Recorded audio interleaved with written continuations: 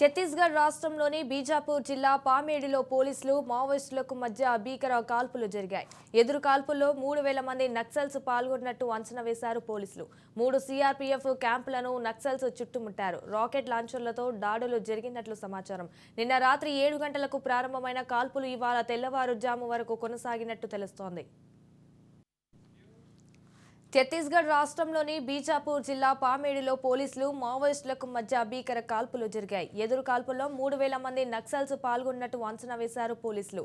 3 CRPF క్యాంపులను Naxals చుట్టుముట్టారు. Rocket లాంచర్లతో దాడులు జరిగినట్టు సమాచారం. నిన్న రాత్రి 7 గంటలకు ప్రారంభమైన కాల్పులు ఇవాళ తెల్లవారుజాము వరకు కొనసాగినట్టు తెలుస్తోంది. ఛత్తీస్గఢ్ రాష్ట్రంలోని బీజాపూర్ జిల్లా పామేడిలో పోలీసులు మావోయిస్టులకు మధ్య భీకర కాల్పులు జరిగాయి. ఎదురు కాల్పుల్లో 3000 మంది నక్సల్స్ పాల్గొన్నట్టు అంచనా వేశారు పోలీసులు. 3 సీఆర్పీఎఫ్ క్యాంపులను నక్సల్స్ చుట్టుముట్టారు. రాకెట్ లాంచర్లతో దాడులు జరిగినట్లు సమాచారం. నిన్న రాత్రి 7 గంటలకు ప్రారంభమైన కాల్పులు ఇవాళ తెల్లవారుజాము వరకు కొనసాగినట్టు తెలుస్తోంది.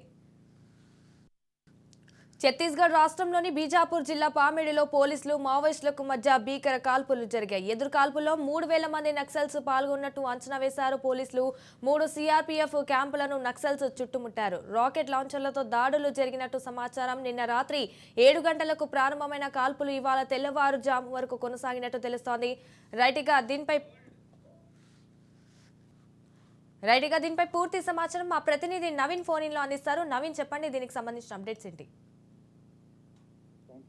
ఛత్తీస్గఢ్ లో గత కొన్ని రోజుల నుంచి ఇటు మావోయిస్టులకు పోలీసులకు మధ్య అనేక చోట్ల కూడా ఎదురుకాల్పులు చోటు చేసుకుంటున్నట్లు కూడా మనం చేయవచ్చు. గత 2 రోజుల క్రితం చూసుకుంటే మనం ఇది పోలీసులు అయితే మావోయిస్టుల క్యాంపుల మీద దాడి చేసినట్లుగా, అదేవిధంగా అక్కడ వాళ్ళ దగ్గర నుంచి రాకెట్ లాంచర్లను తయారు చేసే ఫ్యాక్టరీ నుంచి అనేక భారీగా వస్తువులను అయితే వీరు స్వాధీనం చేసుకున్నట్లుగా కూడా చూడవచ్చు. ఈ నేపథ్యంలో అక్కడ అనేక చోట్ల కూడా వీరికి పోలీసులకు మరియు మావోయిస్టులకు అయితే ఎదురుకాల్పులు జరిగినట్లుగా కూడా చూడవచ్చు. అయితే ఈ నేపథ్యంలోనే నిన్నటి నుంచి కూడా ఛత్తీస్గఢ్ బీజాపూర్ జిల్లా పామేడు పోలీసులకు మావోయిస్టులకు మధ్య అక్కడైతే భీకరమైన యుద్ధం అయితే సాగుతుందని కూడా తెలుస్తుంది. అయితే దీంట్లో సుమారు 3000 మంది నక్సలైట్లు అయితే ఈ యొక్క ఎదురుకాల్పులో పాల్గొన్నట్లుగా కూడా తెలుసు. అయితే గతంలో ఏదైతే పోలీసులు ఈ యొక్క నక్సలైట్ల క్యాంపుల మీద దాడి చేసి అక్కడి నుంచి రాకెట్ లాంచర్లు కావచ్చు, లేకపోతే వస్తువులను వీరందరూ కూడా స్వాధీనపరచుకోవడం అనేది ఇది వారిని తిప్పికొట్టే చర్యగా ఈ నక్సలైట్లు ఈ యొక్క చర్యలకు పాల్పడినట్లుగా కూడా మనం చూడవచ్చు. అయితే ఇక్కడ సిఆర్పీఎఫ్ క్యాంపులను మొత్తం కూడా ఈ నక్సలైట్లు చుట్టుముట్టి అక్కడ ఉన్నటువంటి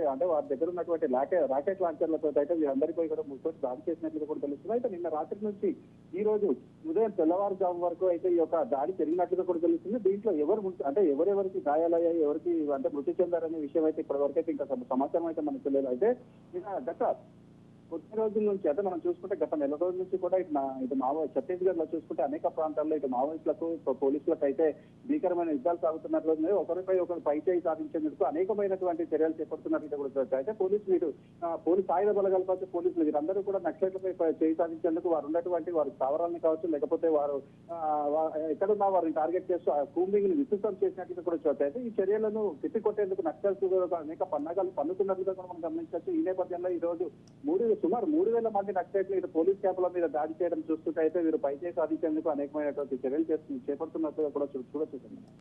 right, thank you for the updates Naveen.